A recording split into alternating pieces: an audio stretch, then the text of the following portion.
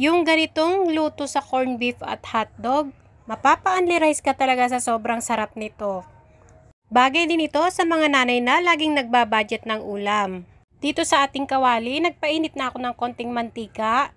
Lutuin lang muna natin yung ating carrots at patatas. At para magkalasa naman ito, maglalagay lang ako ng konting asin at konting paminta.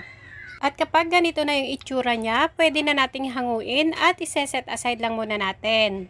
Sunod ay magigisa na tayo dito ng bawang. Lutuin lang natin hanggang lumabas na yung kanyang aroma. Isunod na rin natin yung ating sibuyas. Then, ilagay na rin natin yung ating 1 can ng corned beef. Pure Foods itong ginamit ko. Mas maganda kasi ito. Meron ka pa talagang makikita na mga buo-buo. Igisa lang natin ito hanggang sa medyo matuyuan na siya.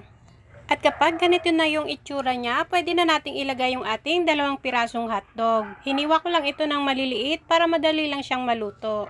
Igigisa lang natin ito ulit ng another 1 minute. Sunod, ilagay na natin yung ating mga pampalasa. Teaspoon ng ground pepper, 1 kutsara ng liver spread, kalahating kutsara ng peanut butter, at kalahating sachet ng tomato sauce. 200 grams pala itong ginamit ko. Bali yung kalahati lang talaga yung ilalagay ninyo. And kalahati ng beef cube. Halo-haluin lang natin ito ulit hanggang mag-well combine na lahat yung ating mga sangkap. At kapag well mixed na, maglalagay naman tayo dito ng tubig gamit yung ating pata ng corned beef kanina.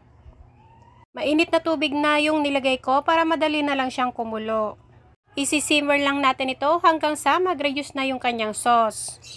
Takpan natin para mabilis lang siyang maluto. Sa puntong ito ay pwede na nating ilagay yung ating carrots at patatas na niluto kanina. Maglalagay din ako dito ng konting green peas. Haluin at lutuin lang natin ito ulit ng another 1 minute. Yung complete ingredients po natin ay ilalagay ko na lang po ulit sa ating comment section box. Tignan nyo rin kung okay na sa inyo yung kanyang lasa. Ako, naglagay lang ako dito ng konting asukal lang naman. I-try nyo na rin ito mga mare.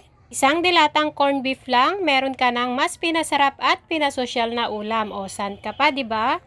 At kung nagustuhan ninyo ang ating budget ulam recipe ngayon, pwede pong pa-like and share, then mag-comment po kayo sa baba kung taga saan kayo para ma-shoutout ko po kayo sa susunod ng ating video.